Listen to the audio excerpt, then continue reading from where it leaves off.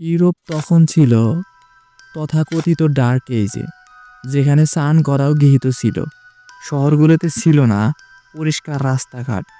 তখনই কর্ডোবা শহর জ্বলন্ত, হাজার হাজার বাতি, রাস্তায় পাথরের স্লপ, ড্রেনেজ সিস্টেম, সব ছিল পরিকল্পিত, আধুনিক।